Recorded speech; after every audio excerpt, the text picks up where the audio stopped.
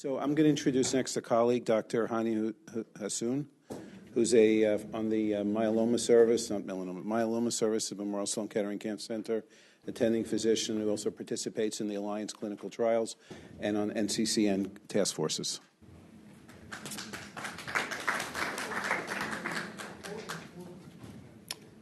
Thank you very much, Stu. Thank you very much, Dr. Balducci, for hosting. And I'm very pleased to be invited.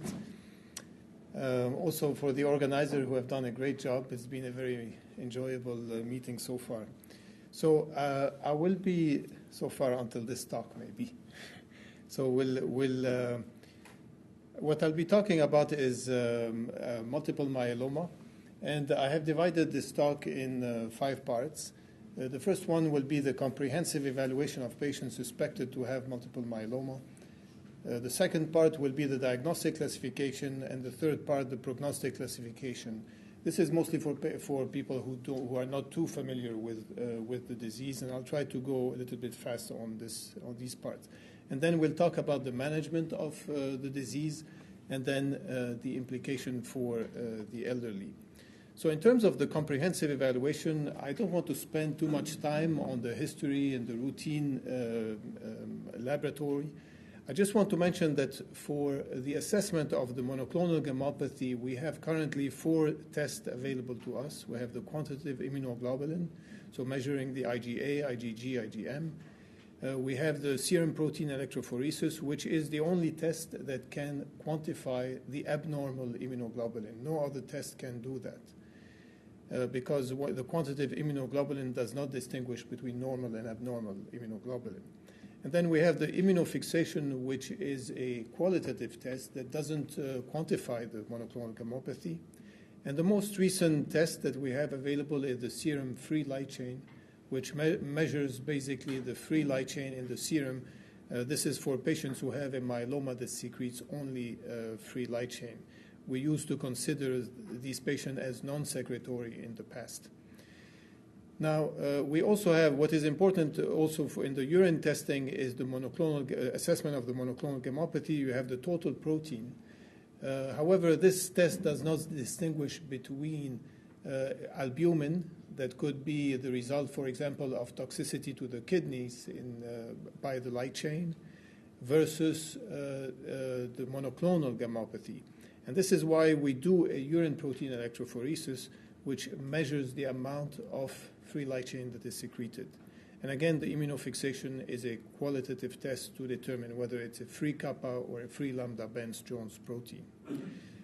The title here is missing, but so this is to tell you in terms of the imaging, we have the skeletal survey available to us, and you have the usual punched out lesions that are classic in this disease. But the role of skeletal survey is getting lost probably, and it's being used, and its usefulness is, we're recognizing that it's a poor test. It has been mostly replaced by the MRI, which has different patterns of imaging, and also by the FDG PET, which role is also still being worked on because it's not very clear how to use the PET in multiple myeloma as opposed to lymphoma, for example. However, there are definitely some situations where it is very important or very useful to use the PET, is if you're dealing with a presumed isolated plasmacytoma to make sure that you do not have any other lesion because the management would be different. Also, in smoldering myeloma, this would be a useful test because you could have occult lesions that are not seen by other testing. In non-secretory disease, patients whose myeloma does not secrete any, even no light chain, because this would be the only way with a bone marrow biopsy to detect the disease. And then finally, at initial serologic relapse, since more than 85% of the patient relapse usually serologically before anything else happens. However, a significant portion of these patients will have occult lesions that can be detected by PET scan although they are completely asymptomatic. So in terms also of comprehensive evaluation that we do on the bone marrow, as you know, we have the aspirate, which is stained with right giemsa, and the HNE, which is with the biopsy, which is stained with HNE. And this is an example of the right giemsa where you can, the technologist usually count the cells, usually 500 cells, and can recognize, here you can see you have clearly plasma cells, and they usually count and give a percentage of plasma cells in the bone marrow. And this is important for the classification of the disease. Now, the HNE on the bone marrow, as you can see, is a test that is more difficult to read because it's difficult to recognize the cells, although you can clearly recognize here some plasma cells. But this is why on the bone marrow biopsy, we usually use immunohistochemistry using antibody to 138, CD20, kappa, and lambda. And as you can see, when you stain the bone marrow slide with these antibodies, the cells, the plasma cells jump at you. Here in that case, it's CD138. Not only that, but you can also determine that these cells are monoclonal because they are all reacting to anti-kappa antibody. So it's a very useful and important test in this disease. Now, the other test that we do on the bone marrow biopsy is the flow cytometry. And usually myeloma cells are CD138 positive. They expose this antigen on the surface. Very CD38 positive. They're CD45 negative and CD19 negative. Myeloma cells will also be restricted, either kappa expressing or lambda expressing. And also they would have aberrant expression of antigen that should not be on the cells. And for those who are not familiar with the multiparametric flow cytometry assay, this is how it's done. Here you can see you can separate the cells by expression of CD38 and CD138. So if you focus on this population of cells here, you can see that these are the high expressor of CD138 and CD38. So you know that your plasma cells are in this gate. If you focus on this gate and you separate the cell by expression of anti-lambda and anti-kappa, you can see that the cells are highly expressing kappa while they are low expressors of lambda. So you can right here say and recognize that these cells are monoclonal. Now, more than that, you can gate on this cell population and then determine that these cells are high expressors of CD117, CD56, and these are actually aberrant antigen on surface of plasma cells, so you can recognize that they are abnormal cells. And obviously, as I mentioned, plasma cells should be CD45 negative and CD19 negative, and you can see that this is what this panel shows here. Now, in terms of what are the antibodies that we use for flow cytometry, unfortunately, there is not a single antigen that we can use to distinguish normal from abnormal cells. So this is why we need to use panels of antibodies.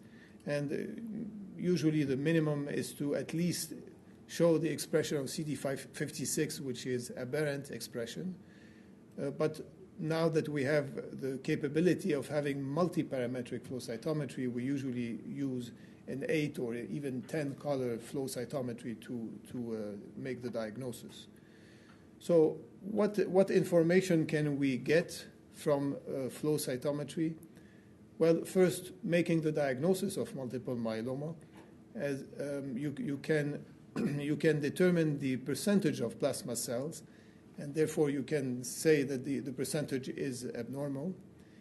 By flow cytometry, you can also show clonality, as I showed you on the previous panels, and you can also show that these cells have an aberrant expression of CD56 or CD117. So it's a very important tool for diagnosis.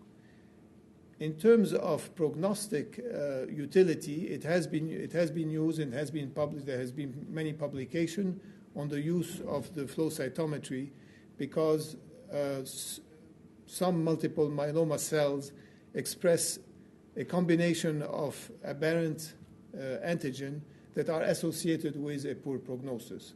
This remains in the realm of research. It's not used clinically, but maybe in the future. It has also the capability of predict the progression of MGUS or asymptomatic multiple myeloma, and this is usually also a research tool based on the percentage of abnormal plasma cells among the total plasma cells. And as you may know, there is a lot of work being currently done on the detection of minimal residual disease in this disease using the flow cytometry. However, it remains not a clinical test at this time. Now, the next test that we do on the bone marrow in this patient in the setting of this comprehensive evaluation is the FISH analysis. And you are all familiar with the FISH analysis picture. Here I'm showing you using two different probes. A case of deletion 13 where you have here a normal plasma cell expressing 2 chromosome 13, while on this side you have a deletion 13, which is common in multiple myeloma. Now, what are the common cytogenetic abnormalities that we see in this disease? They're usually classified in two groups. You have the hyperdiploid myeloma disease, and you have the non-hyperdiploid. Hyperdiploid is usually consists of 45% of the cases. They are usually favorable outcome, as opposed to the non-hyperdiploid, which, as you can see here, include all the translocation. And as you can see, all the translocation actually occurs with chromosome 14.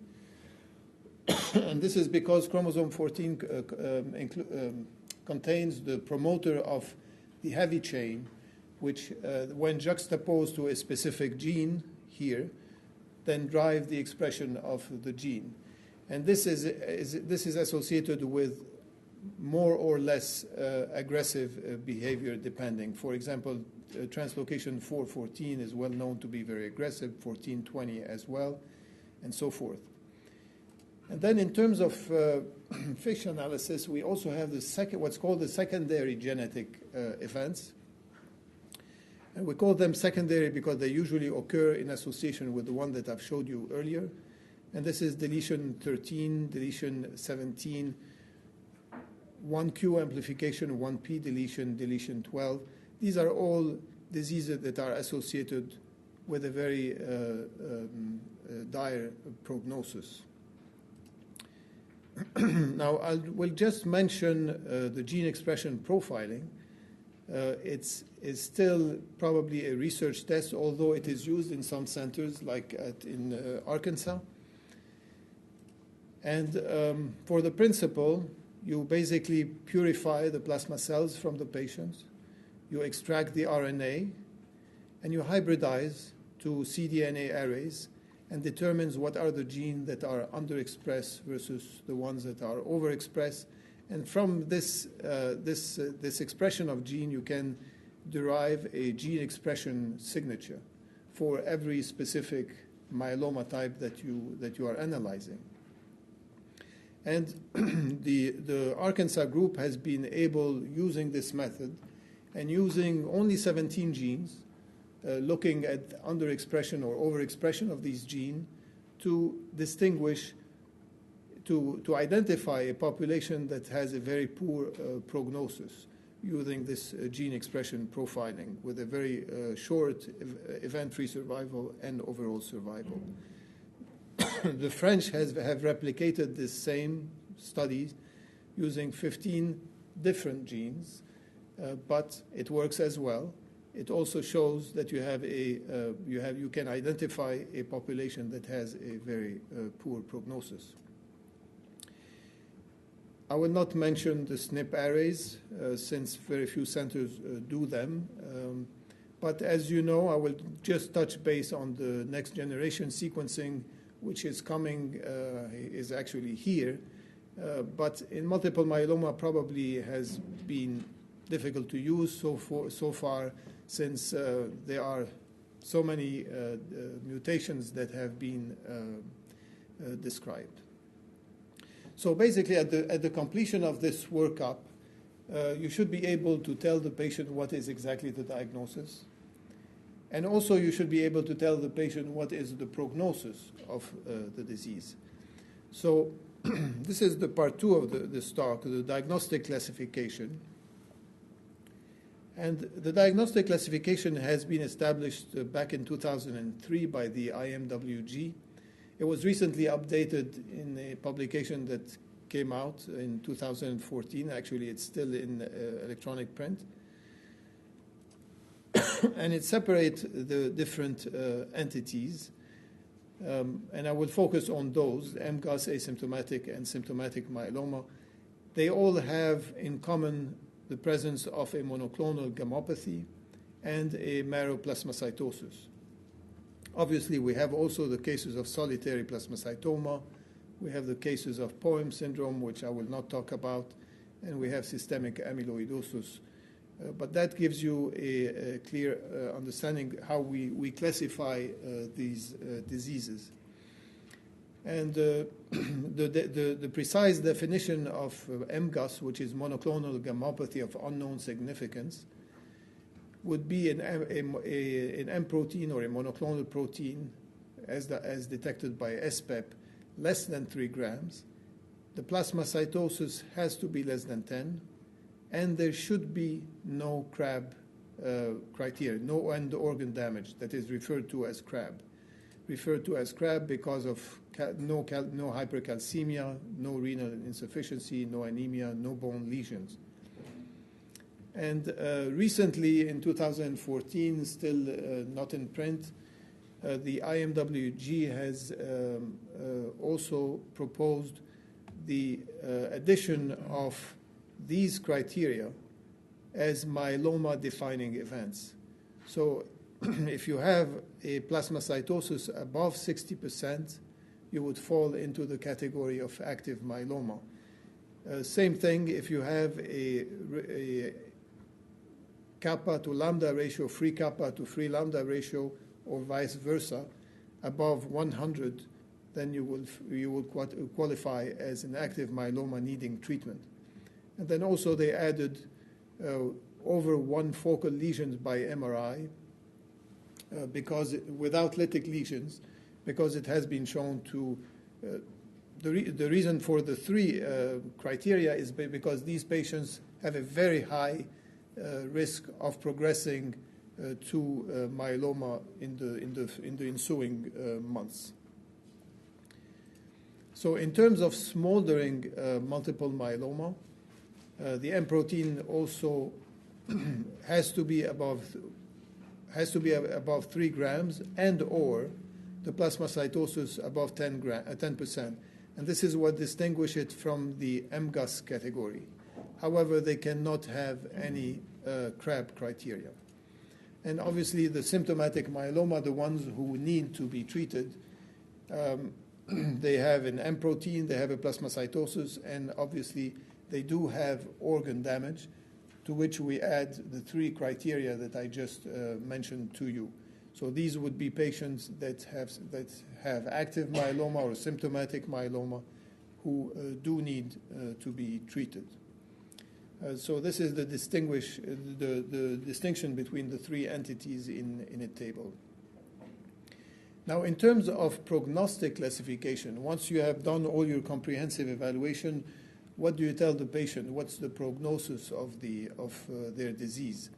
And as you know, we have the Dury-Salmon staging system that dates back to 1975, but it's still being used somewhat, and that distinguishes 3 stages of the disease based on the hemoglobin, the calcium level, the number of bone lesions, and the size of the M spike. And this has been shown, I mean, these 3 categories have been shown to have a different outcome, with the stage 1 being the low risk, and stage 2 and 3 nowadays considered as a higher risk patients with a shorter survival. Now, throughout the years since 1975, there have been other prognostic factors that have been published, and the French were the first to show that deletion 13 had a poor prognosis. Here you can see the separation of the curves between patients who have a deletion 13 versus those who do not. Same thing also, the French have published the importance of the beta-2 microglobulin in this disease, showing the different cutoff of the beta-2 microglobulin results in a separation of curves in terms of survival. But it is in 2005, actually, that the ISS staging, which is the international staging system, was put in place. And this was put in place based on a very large number of patients with multiple myeloma in several countries, where they looked at all the potential prognostic risk, baseline and treatment risk. And using a Cox regression model and determining by univariate and multivariate analysis, they determined that beta-2 microglobulin and albumin were found to be the most powerful predictor of survival. And this was the basis of the ISS staging system. And this is the system with stage 1, 2, and 3, depending on what is the level of your beta-2 microglobulin and albumin.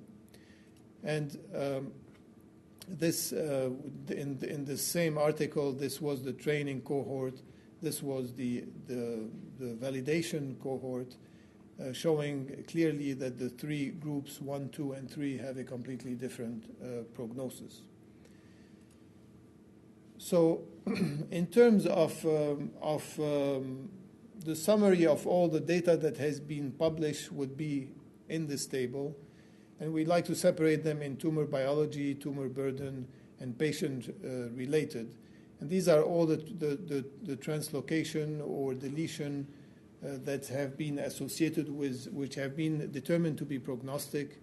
Here, in terms of tumor burden, we have the DSS staging, we have the ISS staging, and we have the extramedullary disease because it has been shown to have poor prognosis. And then finally here you have the patients related, which are ECOG, age, and renal function. However, the most important prognostic criteria here remain the tumor biology. And this is why the most commonly used prognostic classification in this disease is this, what's called the Mayo Clinic classification, which separate the patient in high risk, intermediate risk, and standard risk, and mostly, as you can see, based on the presence of these mutations. So these are deletion, the worst prognosis are deletion 17, 14, 16, 14, 20, etc. So at this point, you've been able to classify the patients. You've been able to tell the patient what would be the prognosis. And I will tackle now the treatment of the disease. And I think that there are a few questions that needs to be asked before you start patient on treatment. The first question is to know whether the patient need to be treated, because as I mentioned, you have the smoldering myeloma who do not need to be treated. The second question is whether the patient is high risk or low risk, based on the prognostic classification that I showed you. And the third one is whether the patient is a transplant candidate or not. And the reason for that is because we like to look at myeloma in this fashion. We have the high-risk patient and we have the standard risk patient. I wish I could tell you that we know how to treat the high risk differently or more successfully, but we don't. However, these would be the patient that you want to have very low threshold to put on clinical trials from the beginning, or even to consider for clinical trials for allogeneic transplant. And there is probably convincing data that bortezomib, which is a proteasome inhibitor, seems to overcome these high-risk features. However, most of these high-risk patients are usually treated the same way as the standard risk, which is basically asking the first question, whether the patient is a transplant candidate or not. So who is not a transplant candidate? Usually, classically, it has been divided by these criteria. You have the age, the comorbidity, and the performance status. And as you can see, the elderly will probably fit in this category because mostly anybody above 65 in clinical trials have been excluded from trials. Most of the transplant trials have included patients below the age of 65. Transplant patients would be patients who have no comorbidity, performance status is good, and are usually less than 65. However, this is probably very biased because we do nowadays transplants, at least in the US, probably up to the age of 75. We have had a transplant that was even older than that. So this is why I cannot talk about the elderly without introducing also the treatment of transplant, because there is no question that the elderly also get transplanted. So how do we manage patients who are transplant eligible? So this is the treatment schema that dates back to the 1990s. And so you have an induction treatment, you have a stem cell collection, and you follow this by high-dose melphalan and autologous stem cell transplantation. In the 1990s, when this treatment paradigm was established, the drugs that we had were VAD, which is vincristine, adriamycin, and dexamethasone. There was Dex, and there was thalidomide in 2000, 2001. And the response that you would get after induction would be 50 to 70%. The response after transplant would be increased to 70 to 80%. And the median progression-free survival would be about 2 years. And I will tell you to remember this number because I will compare it to what we do now in the 2010, 2015. Now, this transplant paradigm that I'm mentioning was based on all these studies that were phase 3, randomized, comparing conventional chemotherapy to high-dose chemotherapy. And as you can see, most of them showed an advantage for the transplant. Some of them were statistic in red, and 2 of these studies have shown an overall survival advantage for the transplant. And this is what has established this treatment schema that I just showed you. So what the myeloma community has taken from these trials is that transplant yields a higher response rate and PFS. It improves the overall survival by about 1 year compared to the chemotherapy. And melphalan 200 was established as the treatment that we need to give to these patients. Now, obviously, they have to have good organ function.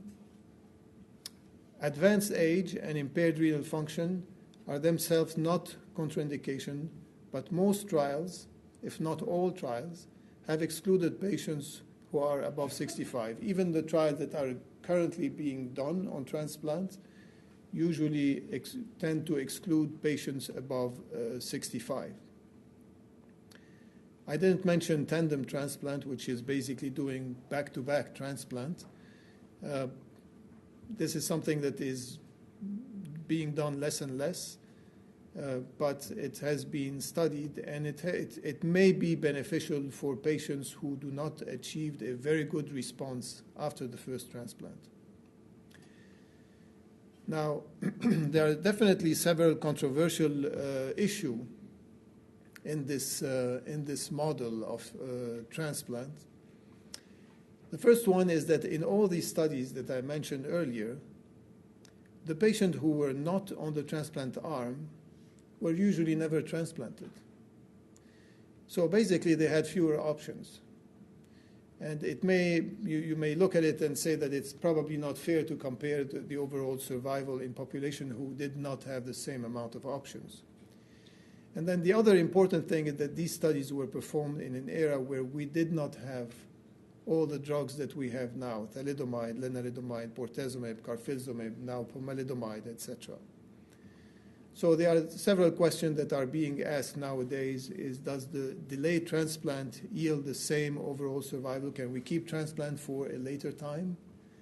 And also, in this era when we have many more options, could we do without the transplant? And there are several studies that are addressing this as we speak.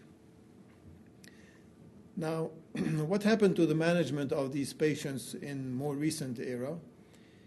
I think that there are couple of things that have happened. The first one is that we have added novel component to the treatment schema. We have added consolidation, that is chemotherapy administered after the transplant, and we also have added maintenance, which is low-grade treatment for a prolonged period of time. And we also have incorporated many novel agents during induction, at many steps in the treatment, during induction, during transplant even, after the transplant, and during maintenance. And this new treatment paradigm is really based on this driving concept, which states that what is important is the depth of response. Since patients who have achieved a CR, or at least a very good partial response after transplant, have a better outcome using strategies to achieve deeper response after each component of the treatment schema has been the driving motto. This is what everybody speaks about in the field of myeloma. I'm not sure that it is the correct concept, but this is what is driving this addition of being more aggressive at different steps during induction, during transplant, consolidation, and maintenance. I will skip this. So this is the schema that we have nowadays. And there have been several randomized phase 3 trials that have compared novel regimen versus older regimen, or even novel regimen with thalidomide and dex, or even novel regimen versus novel regimen, like here VTD, Velcade, thalidomide, dex versus Velcade and dex. And they are summarized here. They are difficult to compare because they differ a lot. Some have one transplant, some have two transplants, some have consolidation, some have maintenance. The maintenance is not the same. However, if you look at the response that this new strategy is yielding, you can see that now we have a very high response after induction. We now have 80% of the patients respond. We have also very good partial response that have reached now 60% in some of the trials. If we look at the transplant, at the response after transplant, now we are reaching the 90%. Same thing for the very good partial response after transplant. And if you look at the progression-free survival now, we're not talking about only 2 years. We're talking about 3 years, and more recent studies, even up to 54 months. So, as you know, there are what I presented to you are mostly phase 3 studies, but there are many phase 2 or phase 1 studies that have combined different agents. And here you have Revlimid, dexamethasone, RVD, Revlimid, Velcade, and dexamethasone, etc. I'm not going to list them all, but you can see that in these new induction regimen, the response rate is almost 100% now. and we're talking here just about the first, the induction treatment. So you can see that we have reached very high level of response with newer agents. This is probably the newest combination that is available, and you can see that the response here after 4 cycles is 100% response. So, in summary, I think that we have reached unprecedented in these new induction regimen have reached unprecedented response after induction that are translated to post-transplant. So the response is even higher after the transplant. The toxicity is overall acceptable, and there were always worries about being able to collect stem cells, but it looks like there is no major issue at this point. Whether we should do doublets or triplets like Revlimid Dex versus Revlimid Velcade Dex remain an issue that is controversial, but I think that here toxicity needs to be considered. Obviously, if you have more drugs, it's going to be more toxic. I think that the urgency of the situation is also important. If you have a patient who has severe bone disease with fractures, you probably want to use 3 drugs instead of 2 drugs. And you want to keep in mind also that there is no clear overall survival with more aggressive induction therapy. And as I mentioned, the PFS, as with the current treatment schema, has reached the 3 years. I have a slide here on the trials that have supported the use of maintenance after the transplant. These are the 3 drugs, thalidomide, lenalidomide, and bortezomib, that have been used as maintenance. And there is good data that I think I will skip for the sake of time.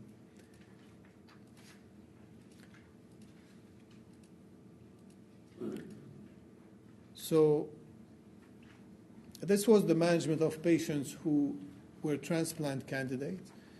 Now, for patients who are not transplant candidate, and this is probably where most of the elderly fit in, certainly the ones who are above 75. And as you know, the most common regimen up to probably the year 2000 was melphalan and prednisone.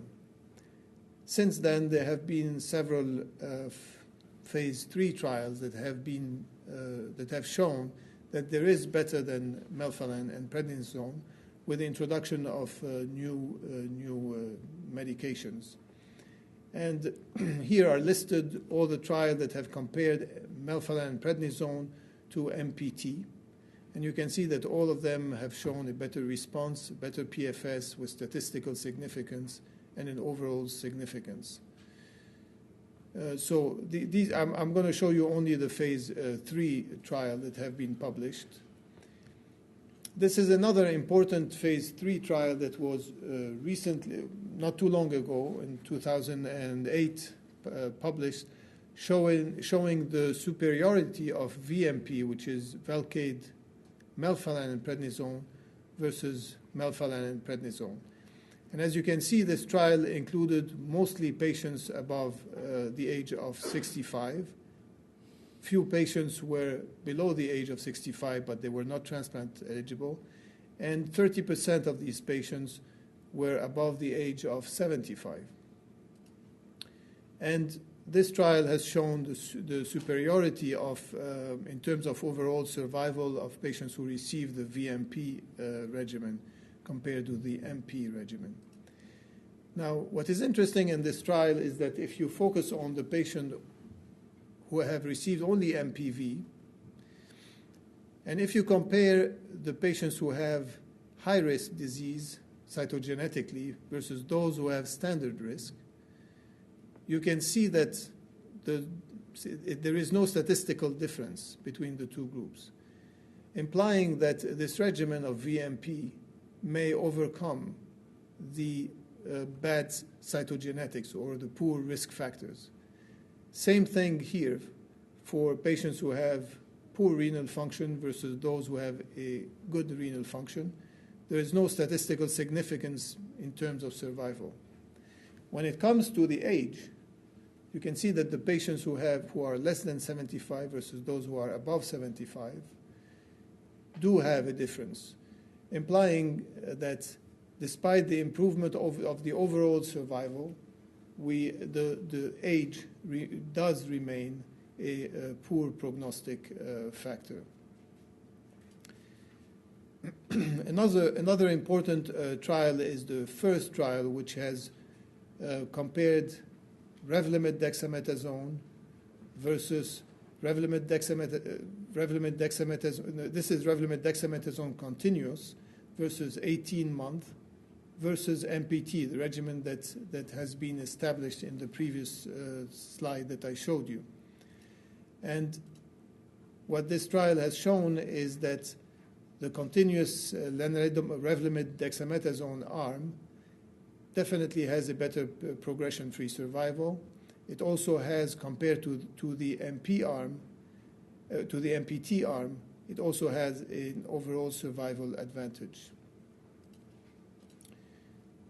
And this is an Italian trial. Only the Italian can do trial like this, but it's basically rather simple. It's also MP versus MPR versus MPR followed by continuous R, which is Revlimid.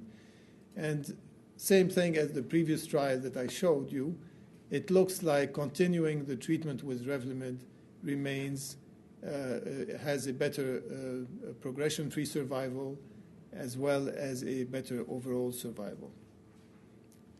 Here there is significance. Actually, sorry, in this trial they did not show overall survival advantage. So this is what it's based on all these studies that the NCCN has recommended, all these different regimen, be it for patients who are transplant candidates or those who are non-transplant candidates. And I mentioned most of these regimen in the slides that I've showed you. Now, obviously, we have a lot of new therapies that are coming up on the horizon. Pomalidomide has been now approved by FDA, carfilzomib as well. But there are a lot of very powerful drugs that are coming to the market probably within the next year. You have here ixazomib, which is a proteasome inhibitor, which is a very highly responsive drug. You have the monoclonal antibodies, CD38, CD138, and here another one called SAR, which are also extremely powerful drug and achieve very high response in phase 1 and phase 2 trial, and are currently being tested in phase 3 trial. Now, where does the elderly patient fit into this treatment schema? Well, I think that the first question to ask is it important to consider the elderly in this disease? And this is the SEER database that shows you that the incidence of the disease, same thing as the curve that was shown earlier this morning, increases with age, and the vast majority of patients with multiple myeloma are above 65.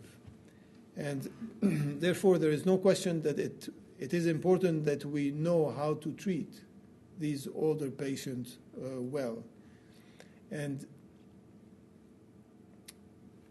in this topic, I think that this article published by Chaveld in 2010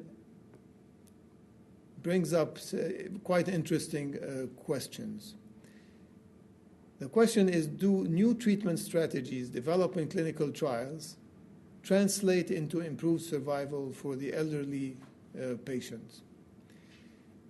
So what they did here, that they look at a very large number of patients from their database, almost 5,000 patients, between 1989 and 2005. And they analyzed, by a Cox regression model, many different baseline and treatment characteristics. And these are the characteristics that they analyzed: the period, so whether you were diagnosed in 1989 versus 2000, the age group, the gender, the Dury Salmon staging, whether you are in a clinical trial or not. So they've looked at many different baseline characteristics. And what they showed is that the survival decreased with age. That was a very powerful prognostic factor. With advanced stage, well, this is not surprising, we already know that. And also the absence of enrollment, the absence of enrollment in clinical trials. And when they looked at the survival of patients, the 3, the 5, and the 10-year survival, if you look at patients who are less than 65, you can see that throughout the years, the 3-year, the 5-year, or the 10-year survival have all increased throughout these years. If you consider the patients who are above 65 in the dashed line, you can see that their survival has remained fairly stagnant through the years. Now, also another observation that was quite intriguing is that if you look at the participation in clinical trials, you can see that between 1989 and 2001, for patients who are below 65, their participation has increased and has reached very high levels, while patients who are above 65, not only the participation has not much increased, but their participation in clinical trials remains fairly dismal compared to those who are younger. So despite tremendous achievement in improving the overall survival in multiple myeloma in general, the benefits doesn't seem to have reached the elderly population.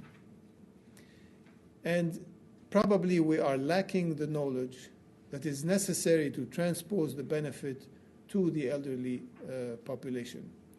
And the question is, we can ask the question, what could be hindering our ability to learn more about the management of the elderly? And one answer is obvious from the study that I showed you, is that the participation of the elderly in clinical trial is very limited. So if they don't participate in clinical trial, if their participation is so low and dismal, then we don't really know exactly how to treat them. We can only base our knowledge on retrospective analysis of prospective studies. The other thing is that frail patients are underrepresented in clinical trials, and the impact of new drugs in these patients is probably not as well known. Be participating as a principal investigator in clinical trial, we always shy away from patients who are frail, and we are reluctant to put them in trial. And the other thing is that while the elderly population is highly heterogeneous, the choices of treatment and enrollment on trial is primarily based on very simplistic tools. It's basically the age, the performance status, and the organ function. And above all, I would say the age, mentioning that almost none of the transplant trial included patients who were above 65. Certainly none of the European trials. And if you look at even at the IMWG recommendation for non-transplant patients, for non-transplant eligible patients, well, they also mention the over 65 cutoff point. So they say patients over 65 of age are generally not candidate for ASCT. Yet we do transplant a lot of these patients. It is also important, they mention, to take biological age into account. But this is a very vague term. It can be interpreted in many different ways. Obviously, they mention the organ function. And the conclusion is that they suggest that for patients 65 or 75, full dose conventional therapy is suggested, as opposed to offering them transplant. Yet here in the US, we routinely transplant patients up to 75. And the dosage of any therapy should be reduced and a more gentle approach considered. So you can see that these recommendations are very meek and very, very weak. And, but this is what we probably have as best recommendation for now. So I think that the goals is that we need to increase the participation of the elderly in clinical trial. And we need to have geriatric assessment strategies to define more precisely the frailty profile of the elderly patients. And I think that we've heard a lot about this earlier from Martine and Stu. And more importantly, we need to incorporate these geriatric assessment into the design of a clinical trial. And this is precisely the finding and the conclusion of the SIOG task force that was led by Dr. Eksterman, that the biologic and clinical correlates of aging have been identified. Their usefulness is still poorly defined. We know that they detect many problems that are missed by regular assessments. We know that they reduce hospitalization. The impact on survival and cost effectiveness is uncertain. And the screening tools exist but are poorly tested. Now, I don't want to leave you on this pessimistic note, because as Dr. Rai mentioned this morning, this is probably the first trial in multiple myeloma, which it's actually a combination of 3 prospective trials in which a geriatric assessment was included at enrollment. And this included 869 patients. And the tools that they used in these 3 trials were the same. They were the CATS ADL, which contains 6 parameters, the Lawton Instrumental Activity of Daily Living, which include 8 parameters analyzed, and then the Charlson Comorbidity Index that some of you know more than I do here. And the primary objective of this report was to identify a simple scoring system based on geriatric parameters to predict the overall survival. And what they looked at is the age, creatinine, the ECOG, which is basically classic, the ISS system, the cytogenetic, and they included these 3 tools, the ADL, IADL, and Charlson Comorbidity Index, also therapy. And what they clearly show is that what was, by a Cox regression model, they show that what is important, and that age above 80 was important, a score in ADL less than 4 was very highly statistically significant. Same thing for the IADL. Same thing for the ISS staging, which is not unexpected. And same thing for the cytogenetics, which is also not unexpected. And they came up with this additive score. So they gave a score to the age. They gave a score to the ADL, IADL, and Charlson. And this additive score was able to separate patients into 3 categories, depending on the score: fit, intermediate, and frail. And you can see that the overall survival of these groups differ, as the progression-free survival, but also the treatment discontinuation as well, and the grade 3 and 4 non-hematologic adverse events. And here are shown these results in curves. You can see that the patients who were classified as fit have a better overall survival, better progression-free survival, no difference in hematologic adverse event, which is probably not unexpected. But non-hematologic adverse event was obviously significantly different between the frail and the fit.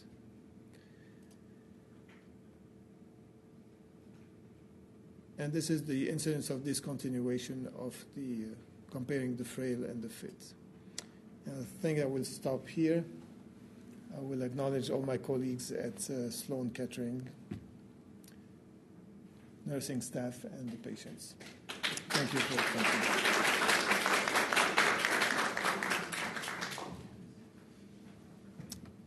We have the case study. I don't know. Any questions? You have time for the case if you just wanted to go through that. You have like yeah, we 5-10 minutes. Actually, I'm not.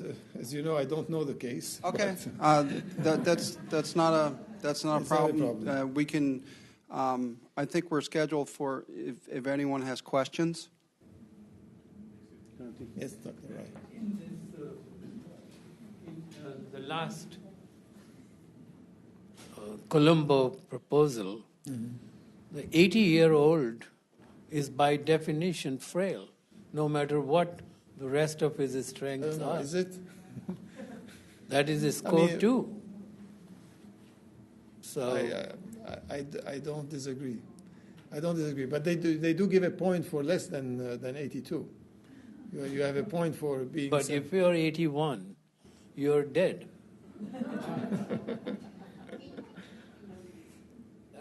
I looked at it and I thought... It's the best that we have. I don't think that there is any single myeloma trial that has been done incorporating CGA in it. But the idea of including an age at 80 or 85, I'm not very comfortable by putting age just there as a number. But the fact is, a lot of studies in geriatrics or speak of the very old, 85 plus, and it's been included. But if I could get rid of it, I agree with you. Well, Bart does not consider age as a factor.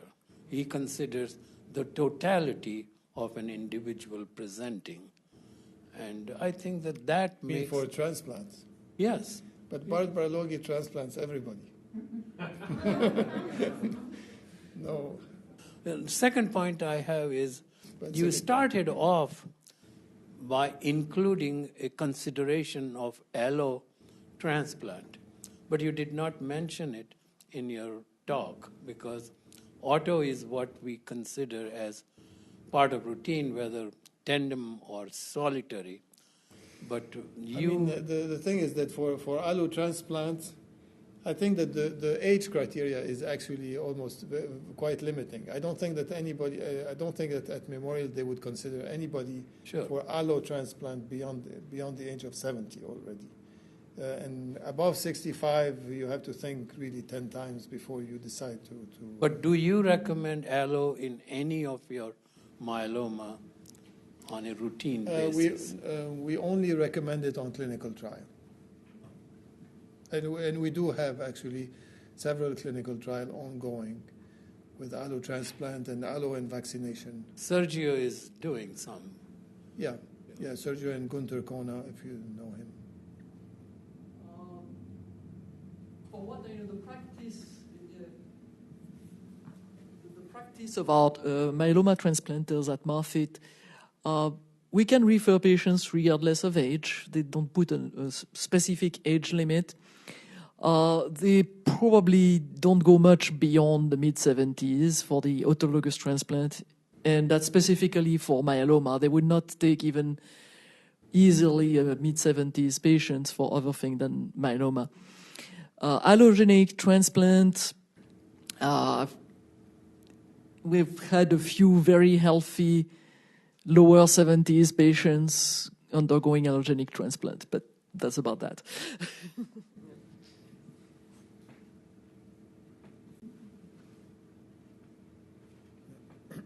Questions? Good.